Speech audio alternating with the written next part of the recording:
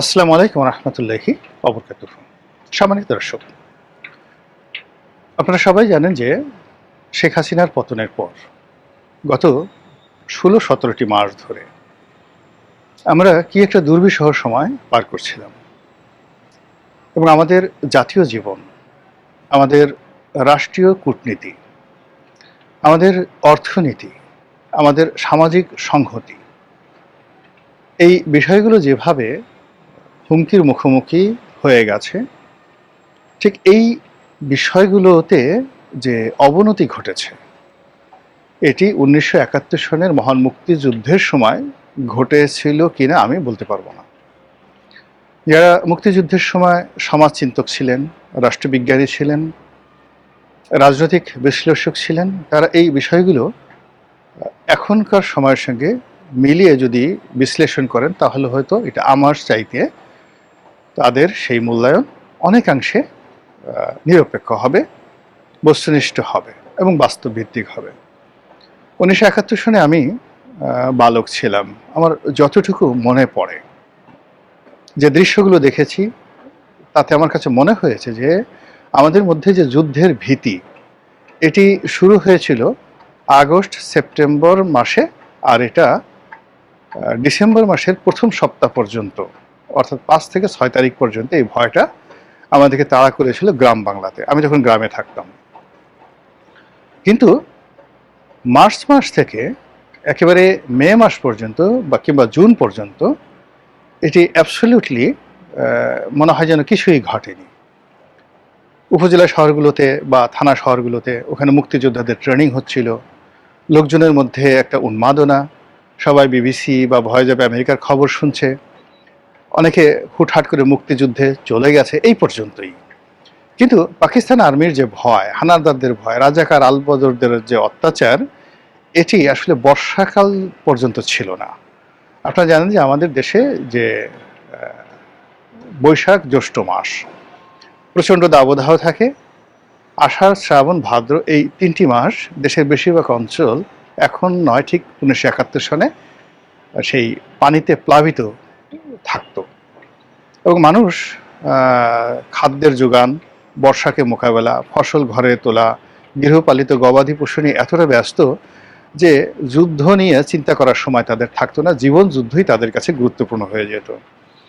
অন্যদিকে এই আবহমান বাংলার বর্ষাকে জমের মতো ভয় পেত হানাদার বাহিনী হাজার বছর ধরে।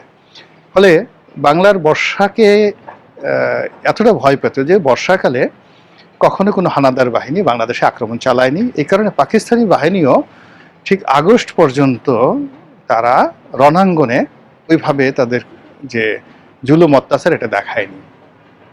শরতের শুরুতে যখন তারা শুরু করলো, ঠিক সেই সময় আমাদের মুক্তিযোদ্ধারা সংগঠিত হয়ে গেছে।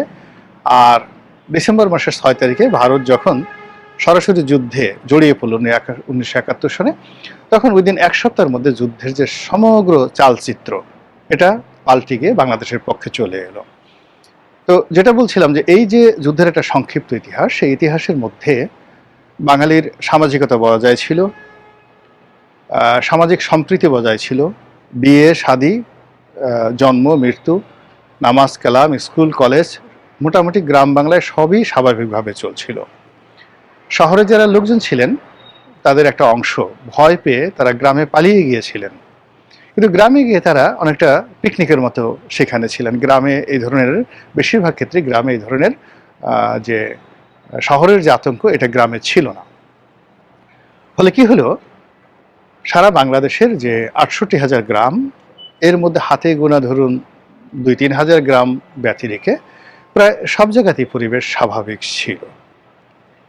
তো সেই দিক থেকে আপনি যদি ২০২৪ সনের জুলাই আগস্ট বিপ্লব ধরেন, তাহলে সেই ৬৮,০০০ গ্রাম, ৫০০-র মতো উপজেলা, ৬৪টি জেলা, এমন কোনো পথ নেই, এমন কোনো প্রান্তর নেই যে প্রান্তরে ভয়ের রাজত্ব চালু হয়নি। এবং এই সময়টিতে কোনো বহির্শত্রু আমাদেরকে আক্রমণ করেনি। আমাদের নিজেদের মধ্যে যে শ্রেণী শত্রু, আমাদের যারা ভাই বোন, দীর্ঘদিন আমরা এই সমাজে বসবাস করে আসছি, তাদের অনেকের সঙ্গে আমাদের রাজনীতির বিরোধিতা ছিল, প্রতিদ্বন্দ্বিতা ছিল, ক্ষেত্র বিশেষে শত্রুতা ছিল। এই মানুষগুলো একে অপরের জন্য এই গত 16-17 মাসে রীতিমতো জমদূত, আমার ইচ্ছা ছিল আজরাইল বলার, কিন্তু এখানে ইচ্ছে করে আজরাইলটা বললাম না, এর সঙ্গে ধর্মীয় একটা অনুভূতি জড়িত। আমরা এটাকে বলি মৃত্যুদূত বা জমদূত। তো জমদূত যেভাবে এসে একটি মানুষের টুটি চেপে ধরে, পৃথিবীর কোনো আকুতি জমদূতকে তার কর্ম থেকে যাকে বলা হয় নিবৃত করতে পারে না। তার মায়া নেই, দয়া নেই, তার কামনা নেই, বাসনা নেই, কেবলই মাত্র অন্যের প্রাণ হরণ তার একমাত্র উদ্দেশ্য। ঠিক একইভাবে শেখ হাসিনার পতনের পর আমরা এই বাংলায় যেটি জিনিস দেখলাম, যে কিছু মানুষ রাতারাতি জমদূত হয়ে গেল, কিছু মানুষ হায়না হয়ে গেল, কিছু মানুষ যাকে বলা হয় আরও যে হিংস্র প্রাণীগুলো রয়েছে কীট পতঙ্গ হয়ে গেল।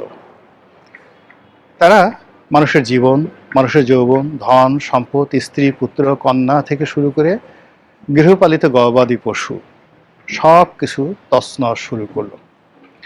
তাদের সেই তছনছের কারণে ওই দিন অল্প সময়ের মধ্যে, মানে যে অর্থনৈতিক উন্নয়নটাই এবং যে অর্থনৈতিক স্থিতিশীলতাটি বাংলাদেশে প্রতিষ্ঠা পেয়েছিল গত 15 বছরে, সেটি 15 দিনের মধ্যে তছনছ হয়ে গেল। এবং সেই তছনছ হয়ে যাওয়া অর্থনীতির যে চাকা এখনো পর্যন্ত কিন্তু চালু হয়নি।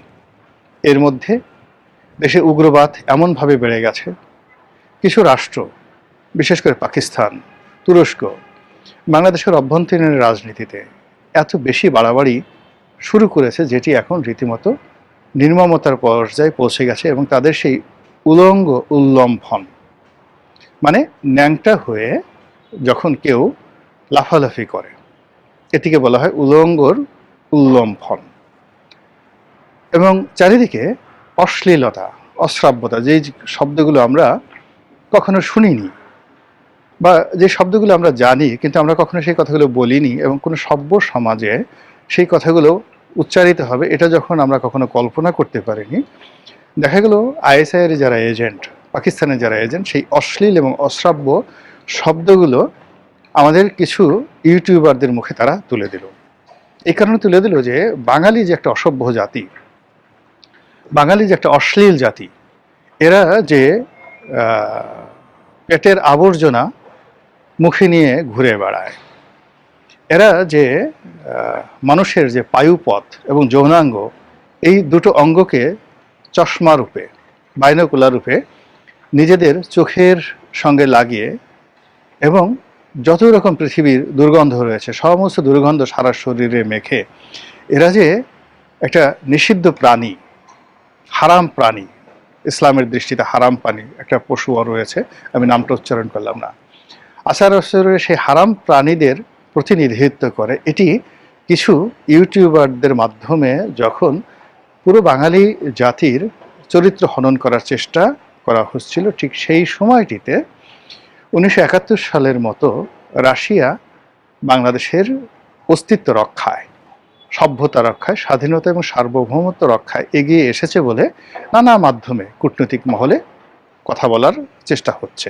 বা একটা ন্যারেটিভ তুলে ধরার চেষ্টা হচ্ছে। আপনারা জানেন যে বাংলাদেশের প্রধান রাজনৈতিক দল বিএনপির ভারপ্রাপ্ত চেয়ারম্যান জনাব তারেক রহমান সাহেব দীর্ঘদিন ধরে সুদূর প্রবাসে অবস্থান করছেন। তো তিনি প্রবাসী থেকে তার দল পরিচালনা করতে গিয়ে নানা রকম বাধার সম্মুখীন হচ্ছেন, এবং এটা হয় না, রাজনীতি একটা প্র্যাকটিক্যাল বিষয়। এখানে সরাসরি মাঠে উপস্থিত না থাকলে আসলে রাজনীতির যে পরিপূর্ণ নিয়ন্ত্রণ কখনোই কোনো নেতার হাতে থাকে না। তো শেখ হাসিনার জামানাতে তিনি দেশের বাইরে থেকেছেন, এর কারণ হলো তার বাংলাদেশে আসার মতো অবস্থা ছিল না, কোনো পরিস্থিতি ছিল না, আর সরকারও সেটা চায়নি।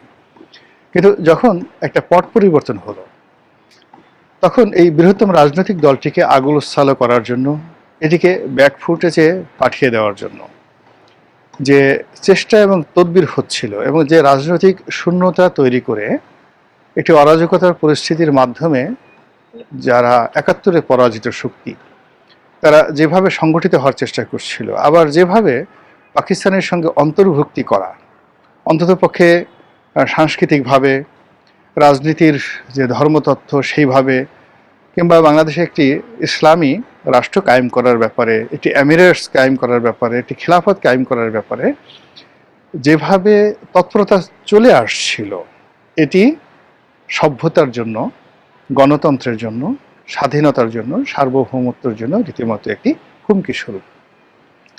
তো এই অবস্থাতে আমাদের যে ডিপ স্টেট পলিসির যারা প্রবক্তা ছিলেন মার্কিন যুক্তরাষ্ট্র, এবং এই ঘটনার সঙ্গে ভারতও জড়িত ছিল, শেখ হাসিনার যে পতন, সেই পতনের সঙ্গে ভারতের কিছুটা হলো তাদের সংযুক্তি রয়েছে, এবং একই ঘটনা তারা 1975 সনে ঘটিয়েছিল। এর কারণ হলো, আপনি দেখেন অনেক সময় নিজের ঘরের সন্তান বা নিজের পেটের সন্তান, ওরজার সন্তান পিতামাতার জন্য ভয়ঙ্কর হয়ে ওঠে। তখন সেই সন্তানকে শিক্ষা দেওয়ার জন্য পিতামাতা যে শাস্তিমূলক ব্যবস্থা নেয় বা তাকে বোঝানোর জন্য যে তুমি যে কাজটি করছো সেটি ঠিক নয়। আওয়ামী লীগের 2021 সন থেকে আওয়ামী লীগের যে আচরণ, অনেক আচরণ ভারতের পছন্দ হচ্ছিল না। শেখ হাসিনা নিজের পায়ে দাঁড়াতে চেষ্টা করছিলেন, তিনি ভারতের কর্তৃত্ব থেকে বের হওয়ার চেষ্টা করছিলেন, তিনি চীনের সঙ্গে একটি বন্ধুত্ব সম্পর্ক, আমেরিকার সঙ্গে একটি কূটনৈতিক সম্পর্ক স্থাপনের চেষ্টা চালিয়ে যাচ্ছেন। এটি ভারত কোনো অবস্থাতেই মেনে নেয়নি। ভারত এখানে একেবারে পরিপূর্ণভাবে 100% দাসত্ব তারা কামনা করছিল, যেটি শেখ হাসিনা আসলে নিতে পারেননি। এর ফলে যেটা হলো, শেখ হাসিনাকে একটা শিক্ষা দেওয়ার দরকার ছিল। ফলে কি হলো, ভারতের যে অন্তর্নিহিত বেদনা, মার্কিন যুক্তরাষ্ট্রের ক্ষোভ, আমাদের দেশে আওয়ামী লীগের যে সকল অপশাসন ছিল, কুশাসন ছিল, ছাত্রলীগ যুবলীগ নিয়ে, আওয়ামী লীগ নিয়ে যে অভিযোগ ছিল সমাজে, সব মিলিয়ে যখন একটা বিপ্লব, বিদ্রোহ, গণ অভ্যুত্থান ঘটার একটা পরিবেশ পরিস্থিতি হলো, ঠিক সেই সময়টাতেই জুলাই আগস্ট বিপ্লব সংগঠিত হয়ে গেল। এটিকে এখন অনেকে বিপ্লব বলছেন না, গণ অভ্যুত্থান বলছেন। সেটি সংগঠিত হয়ে গেল। তো সেটি সংগঠিত হওয়ার পরে মানুষের যে আশা ছিল, আকাঙ্ক্ষা ছিল গণতন্ত্রায়নের, মানুষের যে আশা ছিল রাজনীতি, বাক স্বাধীনতা এবং অর্থনৈতিক মুক্তির ব্যাপারে, মানুষের যে আশা ছিল একটি বৈষম্যহীন সরকার গঠন, একটি বৈষম্যহীন সমাজ গঠন, একটি বৈষম্যহীন রাষ্ট্র গঠন, পুরো জিনিসটি অবস্থা এমন হলো, প্রথম দিকে বলা হতো যে যেই লাউ সেই কোদো, অর্থাৎ জুলাই আগস্ট যে অভ্যুত্থানের 1 মাসের মাথায় মানুষের স্বপ্ন ভঙ্গ হয়, এবং যারা বিপ্লবের নায়ক, গণ অভ্যুত্থানের নায়ক, তাদের কর্মকাণ্ড, কথাবার্তা, আচার আচরণ সব কিছু দেখে মানুষ বলাবলি করার চেষ্টা করলো, প্রথমে যেই লাউ সেই কদু, অর্থাৎ আগে যা ছিল তাই তো আছে। পরবর্তী মাসে বলা শুরু হলো, আগেই ভালো ছিলাম, এখন যা আছে তার সাথে আগেই ভালো ছিলাম। আর ঠিক 2025 সনের জুন জুলাইতে এসে মানুষ বলা শুরু করলো যে খুব দ্রুত এদের হাত থেকে মুক্তি পাওয়া দরকার, একটা রাজনীতির সমাধান দরকার, এবং একটি রাজনীতি ছাড়া আসলে জনগণের মুক্তি সম্ভব না। এজন্য যে মানুষগুলো আওয়ামী লীগকে পছন্দ করছে না, তারাও মনে করলো যে একটা রাজনীতির ইনক্লুসিভনেস দরকার, আওয়ামী লীগের একটা রিকনসিলিয়েশন দরকার। আওয়ামী লীগ, বিএনপি, জামাত, জাতীয় পার্টি যে রাজনৈতিক দলগুলো রয়েছে, তাদের মধ্যে একটি সমঝোতা দরকার, এবং সকল পক্ষের অংশগ্রহণ করা ছাড়া যে রাজনৈতিক মুক্তি মিলবে না, জাতীয় মুক্তি মিলবে না, এবং ভালো কোনো ফলাফল আসবে না, এটি মোটামুটি সমস্ত মানুষ বুঝে গেছে। তো যখন জনগণ মুখ ফিরিয়ে নিয়েছে, ঠিক সেই সময়টিতে যারা এই ডিপ স্টেট পলিসির জনক, কিংবা ধরুন যারা এই আইএসআইয়ের এজেন্ট, পাকিস্তানের এজেন্ট, তারা অনেকটা বেপরোয়া হয়ে পড়লো। তারা যে কোনো মূল্যে একটা বিপ্লবী সরকার করতে হবে, যে কোনো মূল্যে আরও অরাজকতা করতে হবে, যে কোনো মূল্যে নতুন নতুন সমস্যা তৈরি করতে হবে, এই বিষয়গুলি নিয়ে যখন একটা ভাইব তৈরি করার চেষ্টা করছে, ঠিক সেই সময়টিতে হঠাৎ করে বিএনপির যে চেয়ারপারসন জনাব তারেক রহমান, তার যে বাংলাদেশে আগমন, এই বাংলাদেশে আগমন সমস্ত মানুষের চিন্তা চেতনাকে অনেকটা উল্টে দিয়েছে। এবং তার আসার পেছনে জনাব ভ্লাদিমির পুতিন কিংবা রাশিয়ার যে কূটনৈতিক মহল, তাদের একটা গ্রিন সিগন্যাল আছে, অনেকে বলছে ভারতের একটা গ্রিন সিগন্যাল আছে, এবং তারা তাকে প্রোটেকশন দিয়ে, নিশ্চয়তা দিয়ে বাংলাদেশে পাঠিয়েছে, যাতে করে একটা রাজনীতির সমতা হয়। এটি নিয়ে বিভিন্ন পক্ষ বিপক্ষ নানা রকম সমালোচনা করার চেষ্টা করছেন, কিন্তু আমি মনে করি ব্যক্তিগতভাবে যে যা কিছুই হোক না কেন, একটা গণতন্ত্র আসুক। এদেশের যারা বাসিন্দা আমরা সবাই মিলেমিশে থাকি। আমাদের দেশটি উন্নয়নের যে ধারাবাহিকতা শুরু করেছিল সেই ধারাবাহিকতাটা বজায় থাকুক এবং আমরা যে যার অবস্থানে ভালো থাকি। মহান আল্লাহ রাব্বুল আলামিন আমাদের সবাইকে হেদায়েত দান করুন এবং হেফাজত করুন। আসসালামু আলাইকুম ওয়া রাহমাতুল্লাহি ওয়া বারাকাতুহু।